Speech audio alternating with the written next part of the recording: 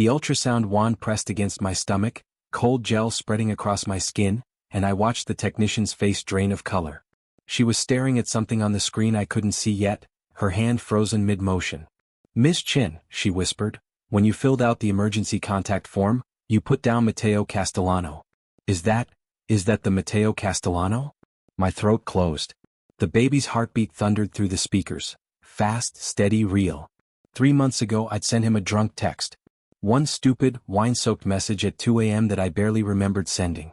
Now his name was in the hospital system as the father of my child, and judging by the way this technician was looking at me, like I'd just signed my own death warrant, everyone in this building knew exactly who he was. "I need to make a call," the technician said, already backing toward the door. "Wait." But she was gone. The door clicked shut. Locked from the outside. I sat up too fast. The room spun. My phone was in my purse across the room and my purse was on the other side of that locked door. The baby's heartbeat kept pounding through the speakers, each thump reminding me that I was carrying the child of Chicago's most dangerous man, and I'd just told a room full of strangers his name. This is how you end up dead in a medical facility. This is how bodies disappear. But let me tell you how I got here. Let me tell you about the night I made the worst, or maybe the best, decision of my entire life. 3 months earlier, I was a corporate attorney who'd never broken a rule in her life.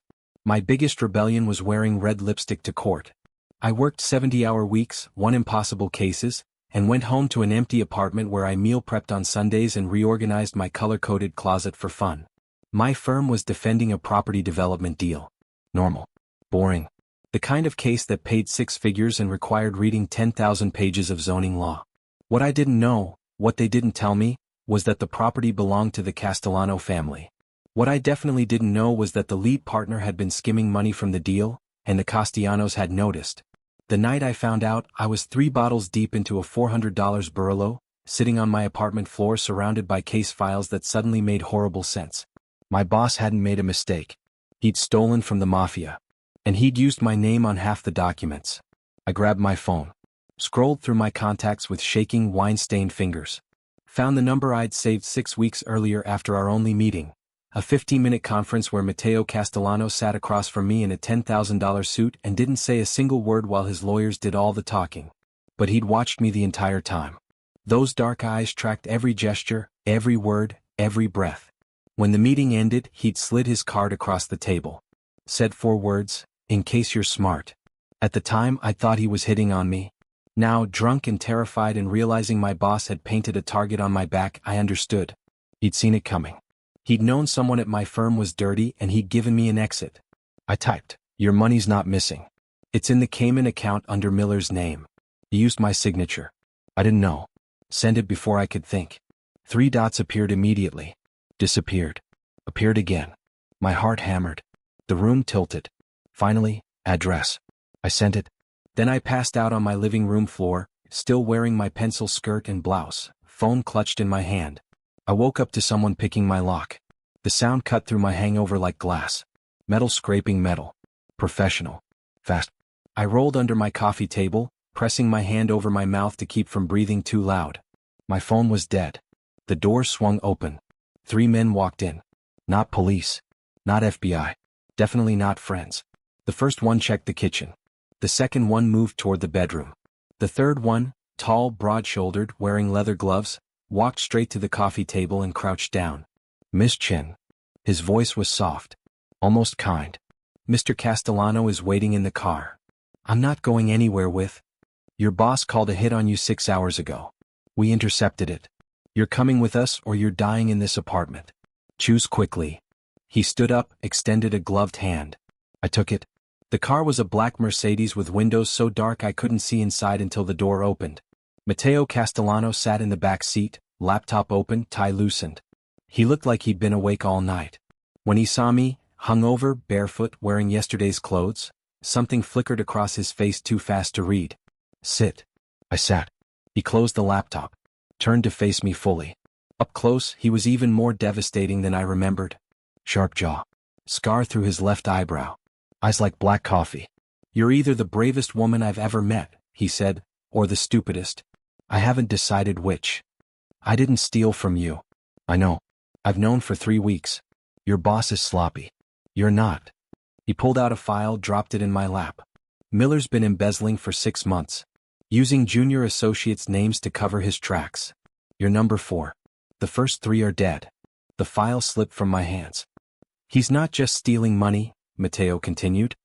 He's selling information to my competitors. Locations of safe houses. Names of people under protection.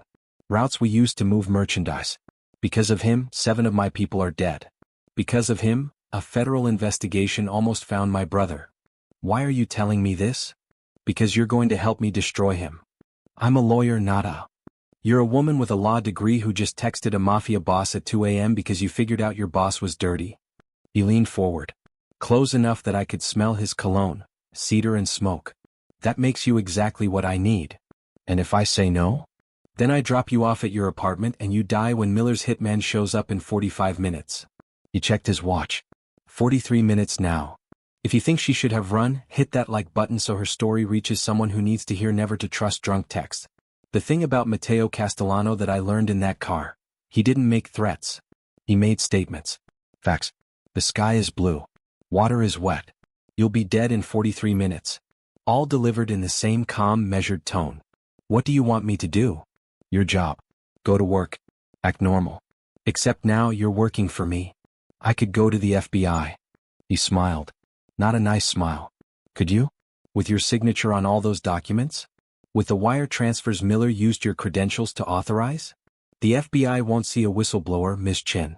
They'll see an accomplice who got cold feet. He was right. God help me, he was absolutely right. How long? 6 weeks. Maybe less if you're as good as I think you are. And then? Then you disappear. New identity. New city. New life. Miller goes to prison and you get to keep breathing. I looked at him. Really looked at him. Trying to find the monster everyone said he was. But all I saw was a man who'd spent all night tracking down a woman he'd met once, who'd sent his people to save her life instead of letting her become collateral damage, who was offering her a way out that didn't involve a body bag. Okay, I heard myself say. Okay. He nodded once. Pulled out a phone, not his regular one, a burner, and handed it to me. This is how you contact me. No texts. Calls only. And Miss Chin? He waited until I met his eyes. Don't make me regret saving your life. The next 6 weeks were a masterclass in deception. I went to work every day, smiled at Miller in meetings, reviewed his contracts, and secretly photographed every piece of evidence I could find. The burner phone stayed hidden in my apartment, charging next to my bed. I called Matteo every 3 days with updates. His voice became familiar. That low, controlled tone. The way he said my first name, Jade, like it meant something. The questions he asked that showed he was actually listening, actually remembering everything I told him. Miller's meeting with someone tomorrow, I said during our 8th call. He blocked off 3 hours on his calendar, marked it as personal. Where? The Gramercy Hotel. Room 412. Silence on the other end. Then, good work. Will you? I stopped. Didn't know how to ask if he was going to kill someone. Will I what, Jade? Nothing. Never mind. I'm not a monster. His voice shifted. Softer. I don't kill people unless they've killed mine. Miller set up 7 of my people to die. That means he dies. But the person he's meeting? Depends on what they know. How do you live like this? The same way you're living now. One day at a time. One choice at a time. The difference is I was born into this. You chose it. I didn't choose anything. You forced me. I saved your life. There's a difference. Pause. Get some sleep, Jade.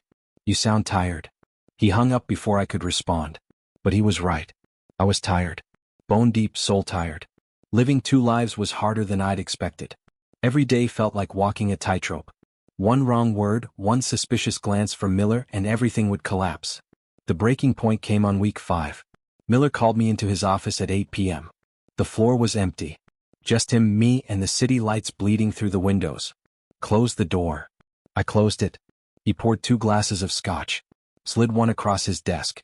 I didn't touch it. You've been distracted lately, he said. Big caseload. He sipped his drink. You know what I think? I think you're fucking one of the junior partners.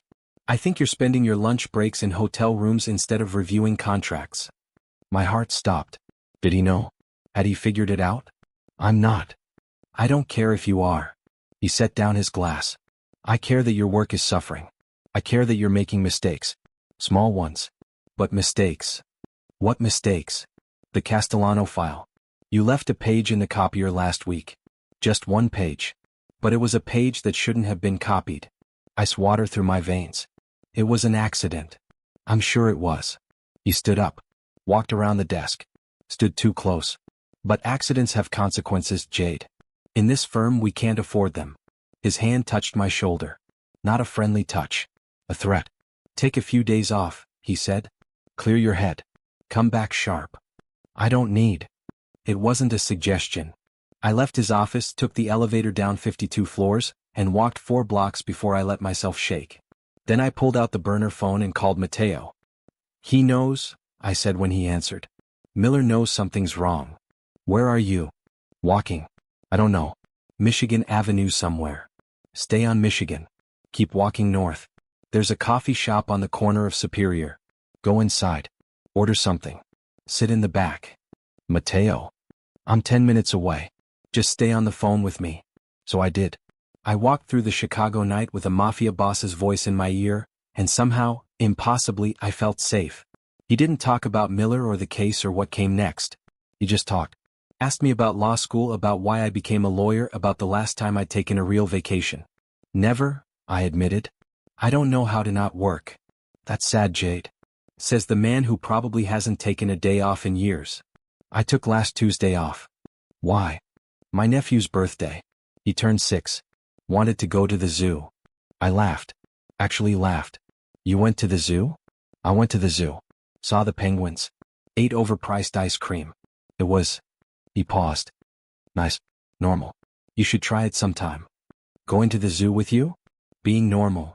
I reached the coffee shop. Ordered a latte I wouldn't drink. Sat in the back like he'd told me. 5 minutes later he walked in. No bodyguards. No entourage. Just Matteo in dark jeans and a leather jacket, looking like any other man grabbing late-night coffee. He slid into the seat across from me. You okay? Define okay. He almost smiled. Fair enough. Then more seriously, we're moving up the timeline. Miller spooked. If he thinks you're a liability, he'll move against you faster than we can finish building the case. So what do? We end this. Tomorrow night. There's a meeting. The real players, the ones Miller's been selling information to. They're all going to be in one room. We get the proof we need, turn it over to the feds, and you disappear. Just like that. Just like that. He reached across the table, covered my hand with his. His palm was warm, calloused. I promised I'd keep you safe. I keep my promises, Jade. I believed him. That was the terrifying part. After 6 weeks of lies and deception and playing two sides against each other, the only person I trusted was a man whose family made their fortune through violence. Where do I go? I asked. After? Wherever you want. I've got people who can set you up anywhere in the world. New papers, new history, new everything. And you? His hand tightened around mine. Just for a second. I stay here. This is my city. My family. My responsibility. That's not fair. Nothing about this is fair, Jade. But it's the life we've got. We sat there for a long moment, hands linked across cheap coffee shop table, both knowing this was the last quiet moment we'd have before everything exploded. For what it's worth, I said finally, I'm glad I sent that drunk text. He did smile then. A real one. It transformed his face, made him look younger, less dangerous. So am I. If you think she's about to make the biggest mistake of her life, drop a like so the algorithm knows the story matters. The next day crawled by in slow motion. I went to work like nothing was wrong. Smiled at Miller when he asked how my time off had been. Reviewed contracts. Made small talk in the break room. Every second felt like walking through glass. At 6 p.m., Matteo texted from a new number. Room 2847. Peninsula Hotel. Wear something nice. Act like you belong. I went home. Changed into a black dress and heels. Put on makeup with shaking hands. The woman in the mirror looked calm. Professional. Like she wasn't about to walk into a room full of criminals wearing a wire. The wire itself was barely visible, a tiny device taped between my breasts so small I could barely feel it. Matteo's tech guy had installed it that morning in a parking garage, working so fast and efficiently that it felt like a pit stop in a racing film. You'll be fine, he'd said, not looking at me. Just breathe normal. Don't touch it. If something goes wrong, say the word lawyer 3 times and we'll pull you out. Now, standing in the peninsula's elevator watching the numbers climb, I wondered what something going wrong looked like in Matteo's world. The doors opened on the 28th floor. I stepped out. The hallway was empty. Cream-colored carpet absorbed the sound of my heels. I found room 2847, raised my hand to knock, and the door opened before I could. Miller stood there, smiling. Jade. What a surprise. My blood turned to ice. I must have the wrong room. No. He grabbed my wrist, pulled me inside. You've got exactly the right room.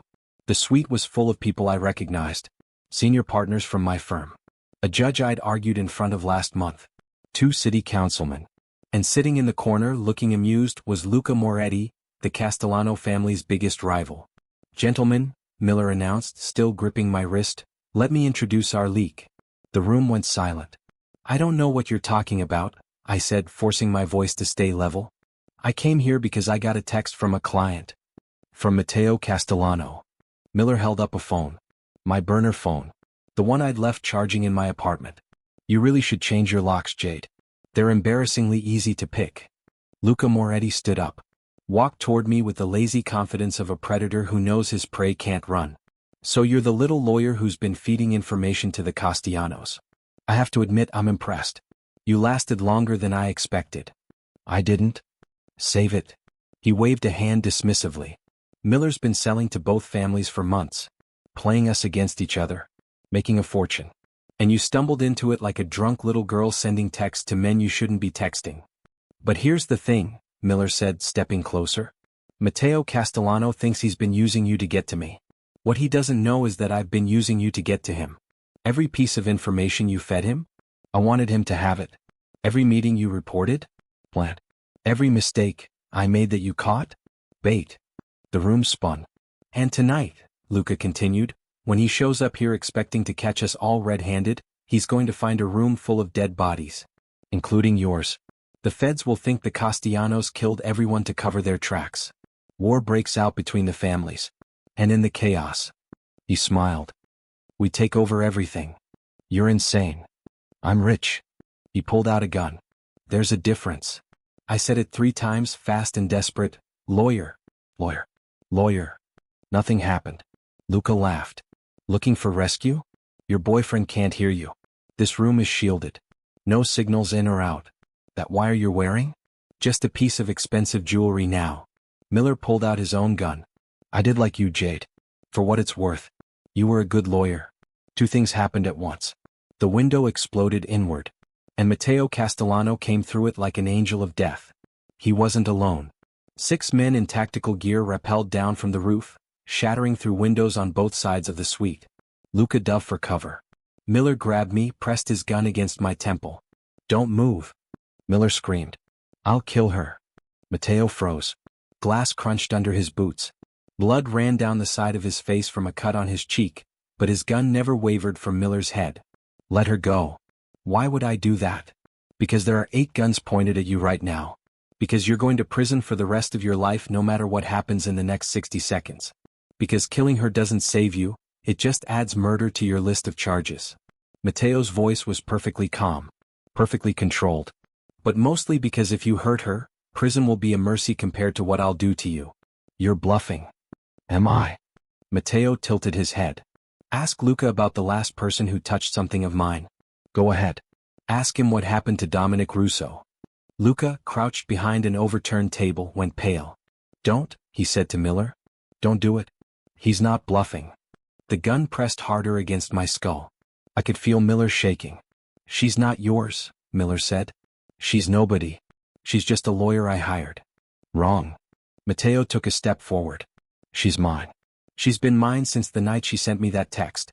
Since I decided to save her life instead of letting her die. Since I started looking forward to her phone calls more than anything else in my day. She's mine, Miller. And you put a gun to her head. Another step. So here's what's going to happen. You're going to lower that gun. You're going to put your hands on your head.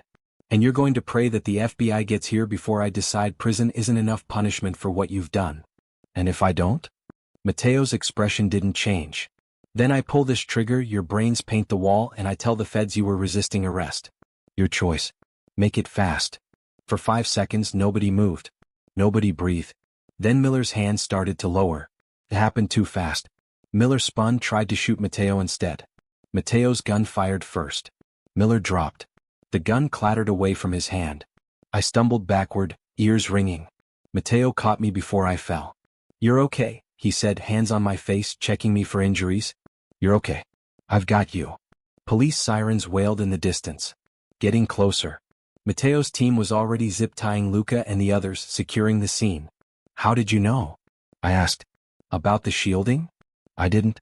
But I knew Miller wouldn't play fair, so I came prepared for the worst." He pulled me toward the door.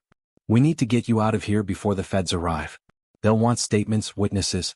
If they connect you to me." "I'm not running anymore." He stopped. Stared at me.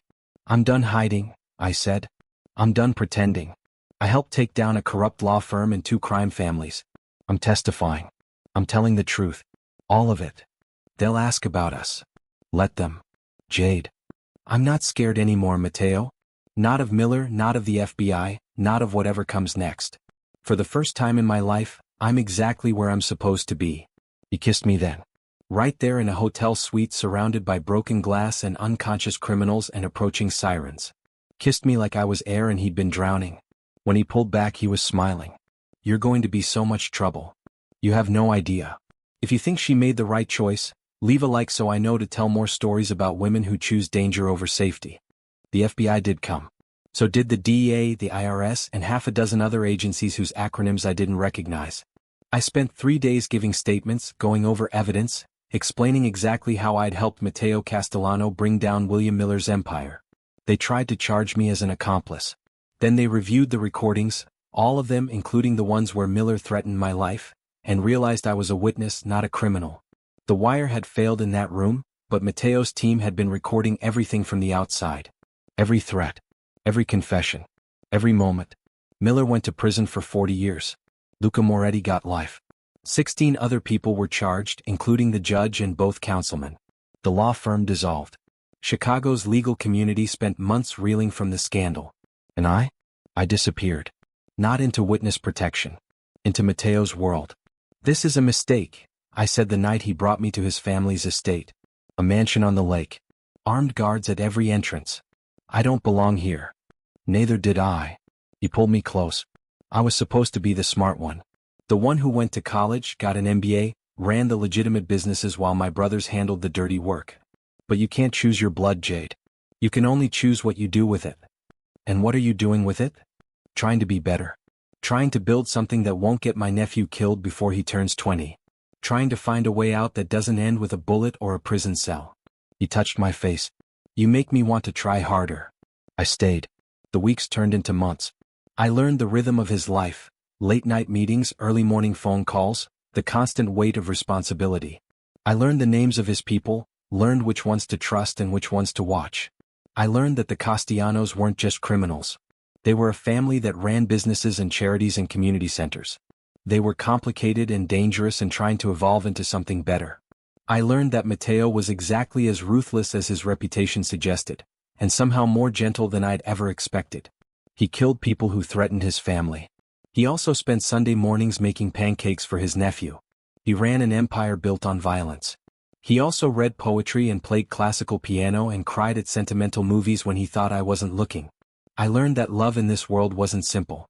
It was complicated and messy and sometimes terrifying. But it was real. 3 months after that night in the hotel, I woke up at 2 a.m. feeling like I might die. Matteo found me in the bathroom, bent over the toilet. "Food poisoning," I managed. "Something we ate." But it kept happening. Every morning for a week. "You're seeing a doctor?" he said finally. "I'm fine." "You're seeing a doctor or I'm carrying you to the hospital. Choose." So I went. Sat in an examination room while they took blood and asked questions and made me pee in a cup. Waited for results while Matteo paced outside like a caged animal. The doctor came back smiling. "Congratulations. You're about 8 weeks pregnant." The world stopped. "I'm what?" "Pregnant. Based on your hormone levels, I'd estimate conception was around mid-October. Do you remember?" Mid-October. The night after Miller's arrest. When Matteo and I had celebrated by drinking wine on his balcony and making love like the world might end tomorrow. "I need to make a phone call," I said. They left me alone. I pulled out my phone. Stared at Matteo's name in my contacts. Tried to figure out how to tell a Mafia boss that I was carrying his child. In the end, I walked out to the waiting room and just said it, "I'm pregnant." He froze. Every muscle in his body went rigid. His face went through 6 different expressions in 3 seconds. Shock, fear, joy, terror, something soft I couldn't name. "You're sure?" "Blood test positive." "About 8 weeks." He sat down. Art. Like his legs had stopped working. "A baby." "Yeah." "My baby." "Yeah." He looked up at me. And smiled. The biggest, brightest, most genuine smile I'd ever seen on his face. "We're having a baby." "We're having a baby," I agreed. He pulled me into his lap, buried his face in my neck, and I felt him shaking. Laughing or crying or both. That was 3 weeks ago. Now I'm locked in an ultrasound room at Chicago Memorial, watching a technician make a phone call that might get me killed, carrying a baby that might inherit an empire built on blood. The lock clicks. The door opens. Matteo walks in. He's alone. No guards, no guns visible, just him in dark slacks and a white shirt with the sleeves rolled up. He looks at the technician, who shrinks back. "Out." She runs. He locks the door behind her. Turns to face me. I can't read his expression. "They called you?" I say. "They called me."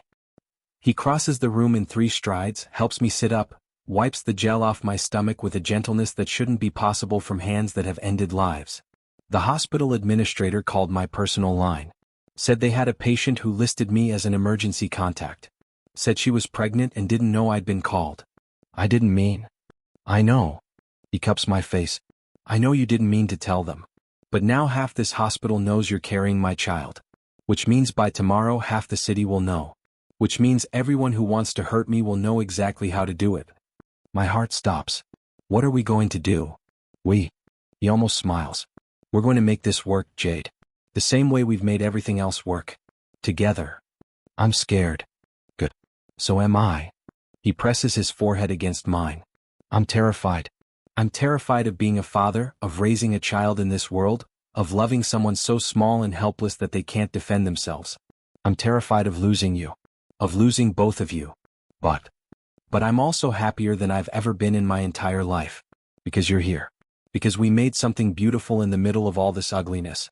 Because maybe, just maybe, this baby is the thing that finally forces me to become the man I've always wanted to be." He pulls out his phone. Makes a call. "Marco. Code Silver. Full protection detail. I want every entrance to this hospital covered. Nobody in or out without my approval. And Marco? Find out who that technician called after she left this room. If she contacted anyone outside the hospital, you know what to do." He hangs up. Looks at me. "I'm not losing you. Not now. Not ever. What if?" "No what ifs. Not anymore. We're doing this. All of it. Together." He touches my stomach so gently I barely feel it. "This is my family. My real family. And I protect what's mine." The ultrasound screen still shows the frozen image of our baby. Tiny, barely formed, but undeniably real. "It has your nose," Matteo says softly. "You can't even see the nose yet. I can see everything." He kisses my forehead. "I can see our entire future. 6 months from now, I'll give birth in a private suite with armed guards outside the door. Our daughter will have my eyes and Matteo's stubborn chin and absolutely no idea that her father runs half of Chicago's criminal underground. 1 year from now, Matteo will start transitioning the family businesses toward legitimacy. It'll take years, maybe decades, but he'll do it. For her. For us. 5 years from now we'll have another baby. A boy this time. Matteo will teach him to play piano and speak Italian and defend himself against anyone who comes at their family. 10 years from now, someone will ask me if I regret that drunk text. If I regret everything that came after. And I'll look at my family, my dangerous, complicated, impossibly loving family, and say no. I regret nothing. Because sometimes the biggest mistakes turn into the best decisions you've ever made. Sometimes a drunk text at 2 a.m. changes everything. Sometimes falling in love with a monster teaches you that monsters are just people who never learned how to be anything else. And sometimes, rarely but sometimes, love is enough to start changing the world. What are you thinking? Matteo asks, watching me. I'm thinking I'm glad I was drunk that night. He laughs. So am I, Jade. So am I. If this story broke your heart and put it back together, hit that like button so I know to tell more stories about love in impossible places. The ultrasound technician comes back with security. They find us sitting together, Matteo's hand on my stomach, both of us watching our baby's heartbeat on the screen.